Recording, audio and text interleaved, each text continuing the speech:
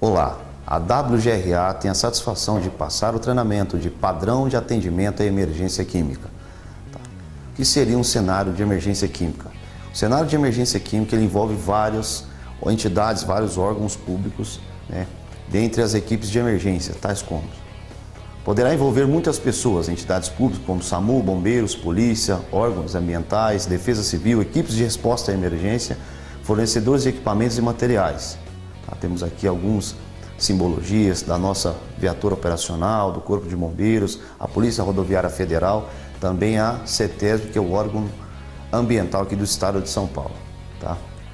A origem dos acidentes ambientais tem dois fatores.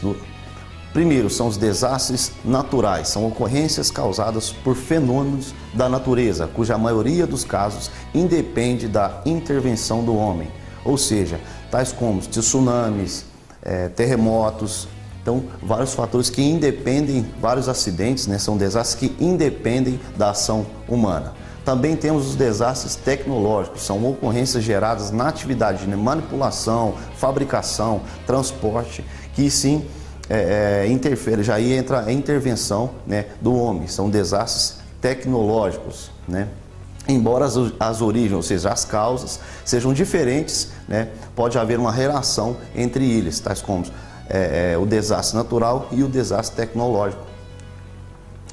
Equipes de emergência. O que vem a ser uma equipe de emergência? Equipe de emergência é um grupo organizado de profissionais treinados e capacitados para atuar na prevenção e combate de emergência.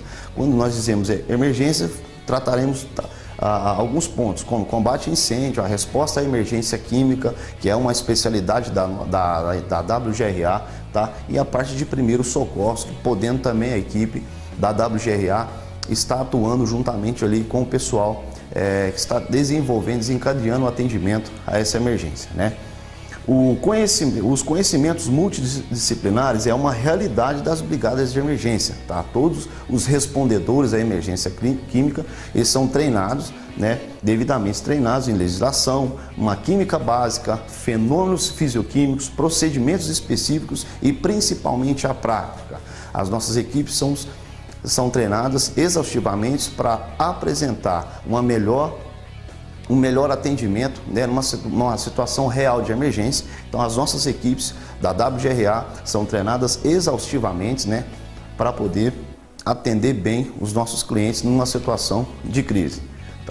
Falaremos agora da classe de risco, ou seja, a simbologia, as propriedades físicas e químicas dos produtos transportados nos modais rodoviário, ferroviário, dutoviário e marítimo. Bom? O que vem a ser essas classes de riscos? Todo o produto que é classificado pela ONU, a Organização das Nações Unidas, esse produto é classificado em classes, ou seja, dentre elas eu tenho 9 classes de produtos. Como que são divididos essas classes? Primeira classe, a classe dos explosivos, A segunda classe vem as gases comprimidos, Terceira classe são os líquidos inflamáveis e combustíveis. Classe 4 são os sólidos inflamáveis. A classe 5 são os oxidantes e os peróxidos orgânicos. Classe 6 são os venenos e as substâncias infectantes. Na classe 7 temos os radioativos, E a classe 8, classe dos corrosivos. E por último a classe 9, que são substâncias perigosas diversas. São substâncias que não se encaixam nas demais 8 classes. Falamos agora da classe 1. Eu tenho a classe 1, classe dos explosivos, que é subdividido em subclasses, ou seja, eu tenho a classe 1.1. O que vem a ser essa classe 1.1? São artigos de alto risco de explosão, com carga, a carga toda pode explodir instantaneamente. Vamos voltar aqui. Classe 1. Classe 1 é subdividida em 6 classes, 6 subclasses. Primeira subclasse, um alto risco de explosão, a carga toda pode explodir instantaneamente. Exemplos, detonadores, munições, Temos a subclasse 1.2, Não há risco de explosão total, mas produzem estilhaços, Exemplos são as granadas, as minas, A subclasse 1.3 são baixo risco de explosão grande, mas produz fogo e grande quantidade de calor. Exemplos são sinalizadores de fumaça, né? A subclasse 1.4, se houver fogo, raramente haverá explosão. Então, o que a gente pode perceber que dentro da classe explosiva existem vários fatores, várias vertentes que nós temos que atentar justamente nessa subclasse, porque isso é a característica do produto ser explosivo. Ela tem várias vertentes, ou seja, várias ações que, dependendo da subclasse, o produto explosivo ele é encaixado dentro dessa subclasse, né? Eu tenho exemplos aqui da 1.4, são os fogos de artifício. Se houver fogo, raramente haverá uma explosão. Lógico, é uma detonação controlada no caso dos fogos de artifício, né? A subclasse 1.5, raramente explodem e dificilmente pegam fogo. E eu tenho a subclasse 1.6, que são substâncias extremamente insensíveis. Classe 2, que são os gases comprimidos, também dividido em três subclasses. Primeiro, eu tenho a subclasse 2.1, que são os gases inflamáveis, né? Extremamente perigosos, o risco de explosão é grande. Exemplos, temos aqui o GLP, que é o gás de cozinha, propeno e outros gases que são altamente inflamáveis. Subclasse 2.2, eu tenho os gases não inflamáveis e não tóxicos. Exemplo, o oxigênio, o hélio, são gases que não se inflamam, porém, em altas concentrações, eles causam sério risco à saúde física do ser humano. E eu tenho a subclasse 2.3, que são os gases tóxicos, altamente tóxicos. Temos exemplo aqui da amônia e do cloro, que são gases extremamente nocivos ao meio ambiente e à nossa saúde. A densidade relativa dos gases. Os gases, de acordo com a ficha de emergência, a produção, né, desses gases elencados, né, essa produção na ficha de emergência do produto, eu tenho o que? A densidade relativa dos gases, ou seja, esse gás ele pode ser mais pesado ou mais leve que o ar. O que isso significa? Quando o gás é mais pesado que o ar, a tendência dele é descer. Esse gás desce, podendo alcançar ali galerias pluviais, poços, espaços, postos de elevadores, enfim. Esse gás tende a descer, ele é mais pesado, ele vai descer e vai se alojar ali em algum ponto, principalmente espaço confinado. Então eu preciso entender o gás, preciso pegar a ficha de emergência do produto, que é acompanhada no transporte, a gente vai estar falando disso, pegar essa ficha de emergência e entender a densidade desse gás. E eu tenho também os gases, né, que são mais leves que o ar, que a tendência é o quê? Esse gás subir para a atmosfera, dificultando assim a remediação desse produto. Então o melhor seria a gente fazer o cessamento, né, desse vazamento do produto. Na classe 3, a classe 3 são os líquidos inflamáveis e líquidos combustíveis, né? Esses líquidos ou mistura de líquidos que produzem vapores inflamáveis. Lembre-se, cuidado com a eletricidade estática. Para nós, respondedores de emergência, essa eletricidade é um dos pontos que mais nós atentamos, porque é uma eletricidade que está contida num corpo não condutor, porém, de acordo com a... Vamos lá. Classe 3, né, são os líquidos inflamáveis e combustíveis. O que vem a ser líquidos inflamáveis e combustíveis? São líquidos ou de líquidos que produzem vapores inflamáveis. Lembre-se, cuidado sempre com a energia eletrostática. O que vem a ser essa energia eletrostática? É uma energia contida num corpo não condutor, podendo se desprender facilmente em contato com o recipiente, com o arraste do produto, normalmente na transferência. Então é feito todo um processo de aterramento pela equipe WGRA, com medidores devidamente certificados e calibrados para mitigar literalmente ou totalmente o risco de eletricidade eletrostática, a descarga dessa eletricidade durante todo o processo de transferência de produtos, de manipulação. Há um cuidado para isso. Então, muito cuidado com essa eletricidade. Tá? Nas operações de carga e descarga, o oxigênio e o combustível sempre estarão juntos, podendo facilmente, com alguma fonte de ignição ou calor, tais como energia eletrostática, fagulhas, celular, enfim, todo um aparato ou objeto que possa causar uma fonte de ignição, tá? Eu tenho facilmente o oxigênio e o combustível que está ali presente na atmosfera. Então, através de uma fonte de ignição de calor, eu posso facilmente startar ali um incêndio, startar ali uma explosão. É preciso manter afastadas as fontes de ignição, calor e faísca. Tambores sem líquidos inflamáveis estão cheios de gases inflamáveis. Lembrando que o que realmente inicia-se uma combustão não é o produto, e sim os gases que esse produto ele libera, ele emana. Então, mesmo que o recipiente esteja vazio, o recipiente esteja sem nenhum produto líquido dentro desse recipiente, pode conter gases inflamáveis que pode facilmente startar uma explosão, fechando ali o triângulo do fogo. Faixa de inflamabilidade. Vamos entender o que é a faixa de inflamabilidade. É a faixa entre o limite explosivo inferior, que é o LEO, e o limite explosivo superior, o EL, no qual o produto e o material é capaz de queimar. Ou seja, eu tenho a mistura pobre, ou seja, eu tenho uma quantidade significativa de oxigênio, eu tenho uma fonte de calor, porém a quantidade de combustível não é o suficiente para startar uma combustão. Certo? Então eu tenho a mistura ideal. Essa mistura ideal eu teria a quantidade suficiente de oxigênio e a quantidade suficiente de combustível para quê? Para se startar uma combustão. E eu tenho a mistura rica, quando há uma deficiência de oxigênio. Eu tenho uma quantidade elevada de combustível e eu tenho pouco oxigênio. Então, isso abaixo de 16%, eu não teria essa combustão. Classe 4, são os sólidos inflamáveis. Também dividido em subclasses. Eu tenho a subclasse 4.1, são substâncias sólidas que pegam fogo facilmente, exemplo, o enxofre e o magnésio. Tem a subclasse 4.2, substâncias passíveis de combustão espontânea, são produtos que se incendeiam apenas de entrar em contato com o ar.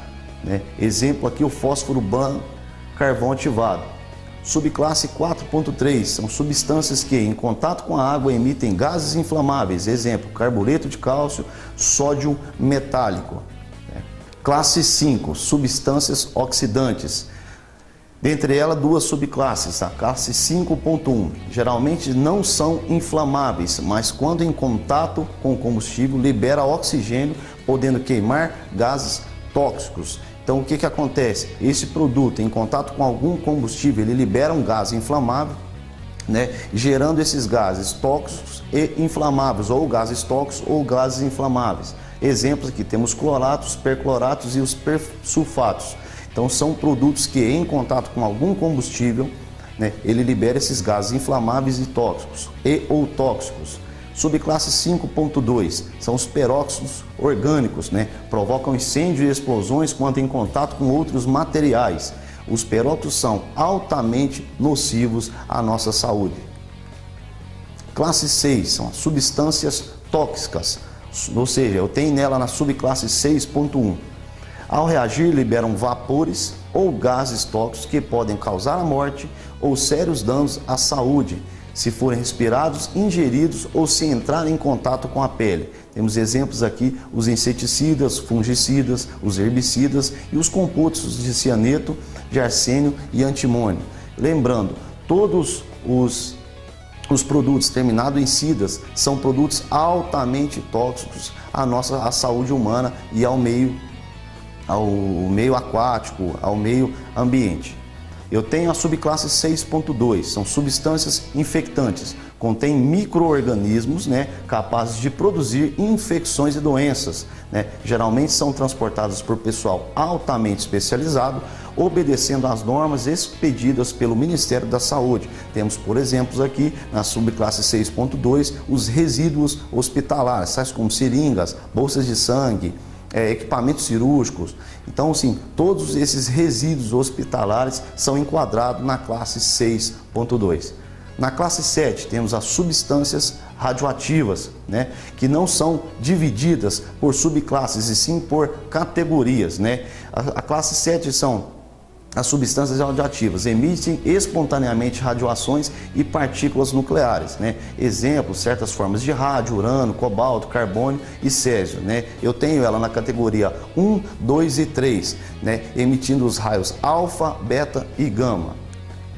Classe 8 são os corrosivos. Tem a propriedade de reagir causando corrosão quando em contato com outras substâncias. Exemplo, a soda cáustica, ácido sulfúrico. Lembrando que essa classe ela não tem subclasse. Exemplo, por todo produto que é corrosivo, ele é enquadrado na classe 8, não tendo ela subclasses. E por último, a classe 9, são substâncias perigosas diversas. São substâncias que não se enquadram em nenhuma das 8 classes citadas anteriormente. Exemplos aqui temos o número 1, 3082 e 3077, que aprenderemos logo a seguir. São substâncias que representam riscos para o meio ambiente, tendo a sua simbologia na classe 9. Falaremos agora de rótulos de risco. O que vem a ser rótulos de risco? Todo produto que é transportado por qualquer meio, sendo ele transporte rodoviário ou ferroviário, ele é obrigatório por lei a ter uma simbologia. Eu preciso identificar esse produto no meio de transporte. Então, todo meio de transporte que estará conduzindo esses produtos, transportando esses produtos, ele é obrigado por lei a ter uma simbologia. E dentro dessa simbologia temos os rótulos de riscos. Rótulo de risco subsidiário. Figura que identifica o risco do produto através de símbolos, cores e números. Exemplo aqui. Primeiro ponto, apresenta o símbolo na parte superior, ou seja, eu vou ter um símbolo dentro do rótulo de risco. Apresenta o número no vértice inferior, ou seja, a classe do produto. Temos aqui a classe 4, como vimos anteriormente, classe 4 são os sólidos. E aqui alguns exemplos de rótulo de risco subsidiário. Tem todas as classes aqui, classe 1, a classe 2, classe 3, classe 4, a 5, a 6. Produtos perigosos ao meio ambiente. A resolução 3632 de 2011 da NTT deu um prazo de 180 dias a partir da data de 18/8 de 2011 para todos os produtos enquadrados na classe 3077 e na 3082 que, além do rótulo de risco subsidiário, apresentassem essa placa de simbologia, ou seja, que causa mortandade de peixe e altamente nocivo ao meio ambiente. A NBR 7500 de 2011 está prevendo isso daí. Temos também dentro da simbologia esse símbolo, ou seja, são produtos transportados com temperatura elevada, de acordo com a NBR 7500 de 2011. Simbologia para o transporte. Dentro dessa simbologia temos dois exemplos, o painel de segurança e o rótulo de risco. O painel de segurança é um painel na cor fundo laranja com pretas, com uma simbologia, ou seja, uma numeração dentro desse painel. Na linha de cima, temos aqui toda a qualificação do produto. O que esse produto é? Eu vou conseguir identificar esse produto, as qualificações, as características desse produto através desses 4 números de cima do painel de segurança. Embaixo, eu tenho o número ONU do produto. O que vem a ser esse número ONU? É o número a qual o produto foi identificado através das Organizações das Nações Unidas, ou seja, todo produto, isso a nível mundial. Todo produto ele tem a sua numeração específica. Temos ali também o rótulo de risco, identificando ali o símbolo, o texto e a classe ali do produto. Entendendo melhor o nosso painel de segurança, o número de risco em cima, eu tenho ali, aqui na minha parte esquerda do vídeo, temos ali o significado de cada algarismo, ou seja, uma colinha aqui para mim entender melhor. Eu tenho ali, se apresentar o 2, que ele emite gases, o 3 são inflamáveis, 4 sólidos, 5 oxidantes, 6 tóxicos, radioativo, o 8 é corrosivo, 9 reação espontânea e o X é que ele reage com água. Então, passando para o painel de segurança, eu tenho a primeira folha, ao primeiro espaço, o X. O que seria esse X? Automaticamente eu já entendo que esse produto ele reage com água. Então, logo em seguida vem o número de risco, ou seja, a classificação dele. Eu sei que ele é um sólido, então ele é um sólido que reage com água. Próximo número, vem o número 2. O que seria esse número 2? São emissão de gases. Então, o que acontece? Interpretando e entendendo o painel. O número 4, ou seja, esse sólido em contato com a água, ele reage e já emite gases. O último número vem o número 3. O que são 3? São inflamáveis. Então, esse produto nada mais é o quê? Que ele é um sólido que em contato com a água ele se reage e libera um gás inflamável. E logo abaixo, como eu tinha dito antes, o número 2257, que é o número do produto classificado na ONU, né? A dimensão desse painel, né? Para caminhões e reboques, ele tem 30 centímetros, 30 por 40 centímetros, e veículos utilitários 25 por 30 centímetros. Formas de rotulagem. Essas formas de rotulagem, existe um padrão, né, pré-estabelecidos, né, que todo veículo ele, que transporta ou que vai fazer algum tipo de transporte, ele é obrigado, né, a ter essa simbologia. Então aqui existe nessa figura a imagem, alguns padrões, né, de como deve ser afixado no transporte, no veículo de transporte, essas rotulagens. Rotulagens e embalagens. Normalmente tem apenas um rótulo de risco, né? Caso tenha mais de um, significa que esse produto se enquadra nas definições de duas ou mais classes, né? E devem ser colocados o rótulo de risco principal e aqueles correspondentes aos riscos subsidiários. Além dos rótulos de riscos, as embalagens podem apresentar símbolos para o manuseio. Exemplo, a quantidade de empilhamento máximo, a forma de transporte durante o armazenamento, né? Como que eu devo armazenar esse produto. EPIs mínimos obrigatórios. Durante todo o transporte de produtos químicos, né? Existem algumas legislações que prevê a utilização de EPI para o transporte, ou seja, o contenedor, o transporte, o veículo, ele é obrigado a ter um kit, né, de emergência ali para o motorista, especificando o quê? Uma quantidade mínima de EPI obrigatório para esse transporte, um equipamento de emergência. No caso de uma situação adversa, ou seja, um acidente ou um incidente com o veículo, eu tenho que ter o mínimo ali de equipamento, né, para poder fazer o isolamento do local, fazer a primeira resposta ali no acidente ou incidente, né? Então, dentro desses EPIs eu tenho vários exemplos: capacetes, luvas, óculos, proteção química, respiradores facial ou semifacial, máscara de fuga, respiradores de pó, protetor facial, né? Roupas de PVC ou material compatível, botas de segurança ou de borrachas. Então, o que acontece? Dentro desse EPI mínimo, vai de acordo com a ficha de emergência do produto. Se eu tenho a ficha de emergência do produto, ali contém todas as informações e todos os EPIs necessários, né, de acordo para mim ter essa autorização, né, de fazer o transporte. Eu necessito desse kit de emergência, que ele esteja literalmente de posse ali do condutor do veículo, né? No caso de um eventual acidente ou incidente, ele está aplicando esse kit, né? Além dos EPIs necessários para o transporte, durante o transporte, os EPIs necessários para o condutor ou para quem for responder ali a primeira resposta, a NBR 9735, ela prevê alguns itens obrigatórios que devem estar contidos no interior do veículo transportador do produto químico. Ou seja, eu preciso ter dentro desse veículo, né, calços, fitas de isolamento ou cordas, dispositivo para sustentação da fita ou corda, placas de perigo afaste, justamente para afastar os curiosos do local, evitando assim um mal maior para a população, para terceiros, né, lanternas, lona plástica, pá para carga sólida, cones, né, bolsa, ela não é obrigatória, porém se eu conseguir acondicionar todos esses equipamentos dentro de uma bolsa, melhor será a minha resposta, né? E conjuntos de ferramentas de acordo com a necessidade ali do transporte, do acidente. Envelope para transporte. Este envelope contém informações importantes. Leia-o cuidadosamente antes de iniciar a sua viagem.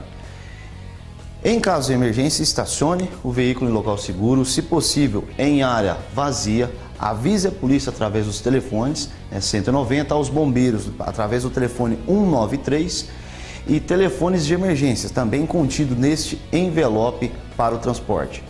Outras providências, né? Isolar a área, afastando os curiosos, sinalizar o local do acidente, eliminar e manter afastada todas as fontes de ignição, entregar a ficha de emergência aos socorros públicos assim que chegarem, avisar imediatamente ao transportador, ao expedidor do produto e ao corpo de bombeiros e à polícia, né? Não considere necessário, poderão ser acrescentadas outras informações. Ficha de emergência contida durante o transporte, ficha de emergência do produto. Essa ficha de emergência é um resumo da FISPIC, né? Da FISPIC do produto. Então, um resumo em casos de emergências, situações de emergências, deveremos sim considerar à risca as informações contidas na ficha de emergência do produto, né? É um documento obrigatório para transporte de produtos químicos perigosos, com os principais riscos do produto e as providências essenciais a serem tomadas em caso de acidentes. Exemplo, né, da nossa ficha de emergência, onde contém vários campos, os riscos, em caso de acidente, como eu devo proceder, né, a sinalização, a área de afastamento e de isolamento, o tamanho da área que eu devo isolar, quais são todas as minhas informações, ou seja, os cuidados que eu devo ter, né, referente à atuação junto ao produto, está contidas na ficha de emergência do produto, tá? Temos também a ficha de emergência não obrigatória, essa ficha com as bordas verdes, ou seja, são fichas para produtos não classificados. Então ela não é obrigatória, porém, dependendo do transporte, se o embarcador, se o fabricante julgar necessária essa ficha de emergência, pode sim estar acompanhando, né, o produto durante o seu transporte. FISPIC, ficha de informação de segurança de produto perigoso, né? A FISPIC se aplica a um produto químico como um todo. A informação contida em uma FISPIC não é confidencial. A FISPIC não pode levar em conta todas as situações que possam ocorrer em qualquer local de trabalho, constituindo apenas parte da informação necessária para a elaboração de um programa de saúde, segurança e meio ambiente. Então essa FISPIC, todo produto classificado ou não classificado, Tá. FISPIC, ficha de informação de segurança do produto perigoso. A FISPIC se aplica a um produto químico como um todo. A informação contida em uma FISPIC não é confidencial. A FISPIC não pode levar em conta todas as situações que possam ocorrer em qualquer local de trabalho, constituindo apenas parte da informação necessária para a elaboração de um programa de saúde, segurança e meio ambiente. Então, a FISPIC ela se aplica em todo produto químico, entendeu? Nessa FISPIC contém todas as informações, propriedades físico-químicas, tá? Todos os cuidados, né? Forma molecular, todas as informações, né, contidas no produto é elaborado, ou seja, é elencado na ficha de emergência do produto. Isso é uma obrigatoriedade, entendeu? Do fabricante, constar nessa ficha de emergência todas as informações referentes ao produto. Exemplos, né? Na nota fiscal. Outro exemplo caracterizando que o produto que está elencado na nota fiscal é um produto perigoso. Tá. Falando agora do diamante de Rommel. Diamante de Rommel é uma simbologia bastante eficaz para a identificação de alguns riscos, né, que o produto possa estar oferecendo. Porém, é uma simbologia que a NTT ela não autoriza essa simbologia apenas que seja somente essa simbologia, né, durante o transporte do produto. Então temos a simbologia, né, que é a placa, o painel de segurança, os rótulos de risco que vimos anteriormente, e também pode estar simbolizado o produto no veículo de transporte com esse diamante de Rommel. Porém, ele não se deve transportar o produto apenas com a simbologia do diamante de Rommel. Entendendo o diamante de Rommel. Diamante de Rommel é uma simbologia utilizada também durante nos frascos, nos recipientes, né, do produto. Porém, é uma simbologia que não se aplica, eu não posso usar somente o diagrama de Rommel, né, para poder efetuar um transporte de produto. Porém, eu posso agregar junto aos painéis de segurança, ao rótulo de risco, também um diamante de Rommel, facilitando assim a identificação dos riscos, né, subsidiários do produto. Então vamos entender o diamante de Rommel. Eu tenho uma faixa vermelha, certo? O primeiro ponto vermelho que vai de 0 a 4, ou seja, se eu tenho essa faixa vermelha indica o quê? a minha inflamabilidade do produto, né? Que vai de 0 a 4. Então eu tenho, se eu tiver na minha faixa vermelha no diagrama de Rommel, o número 0, então indica o quê? Que esse produto é não inflamável, tá? Se eu tenho a numeração 1, né, na coloração vermelha dentro, projetado no diagrama de Rommel, é um produto difícil, né? Uma difícil combustão. Se eu tenho a numeração 2, isso indica que o produto é combustível, né? Se eu tenho a numeração 3, é um produto inflamável. Numeração 4, altamente inflamável. Na faixa amarela, né, que vai também de 0 a 4, né? Isso me indica o que? O risco de reatividade do produto. Se eu tenho a numeração 0, esse produto é estável. Se eu contém na minha faixa amarela o número 1, ele é instável sob calor, ou seja, o aumento de temperatura, riscos, aumento de pressão de temperatura que possa estar ocasionando, ou seja, esse produto possa estar sendo exposto, né? Ele vai estar instável sob a ação do calor. Número 2, ele reage violentamente com combustíveis, enfim, todo e qualquer produto que entrar em contato com ele, ele estando classificado nessa faixa 2, né, ele vai reagir violentamente. Número 3, né, explosão em caso de choque mecânico. Então, se esse produto estiver elencado, o risco de reatividade dele for classificado no diamante Rommel na numeração 3, então é um produto que em choque, no caso de choque mecânico, ele venha a se explodir. E o número 4 é um produto explosivo, mesmo sem ação de choque mecânico. Eu tenho a faixa azul, também de 0 a 4. Né? Isso me indica o que? O risco à minha saúde. Número 0, né? Se eu tiver a numeração 0, esse produto não me oferece nenhum risco, né, secular. Eu tenho normal. Se eu tenho o número 1, é um produto que é levemente perigoso. A numeração 2, ele é perigoso à minha saúde. Número 3, ele é muito perigoso à saúde humana. E o número 4, ele é mortal. Na faixa branca, existem alguns riscos específicos, né? Algumas simbologias. Se eu tiver um W cortado no meio, em hipótese alguma esse produto pode sofrer, né, ação, ou seja, contato com água, ou seja, eu não posso usar água em momento algum, tanto na neutralização quanto na contenção, enfim, eu não posso, o combate a incêndio, eu não posso estar utilizando água, né? Se eu tenho a estrelinha, isso me indica que o produto ele é radioativo, tá? Se eu tenho a simbologia oxi, esse produto é o que? Um oxidante. A simbologia ácido, isso me indica que o produto é ácido. Um alque, ou seja, o produto ele é alcalino. Se ele for corrosivo, ele vem com a sigla CORR. Se o produto é tóxico, ele vem normalmente elencado com uma caveira escrito tóxica na frente. É um produto tóxico venenoso.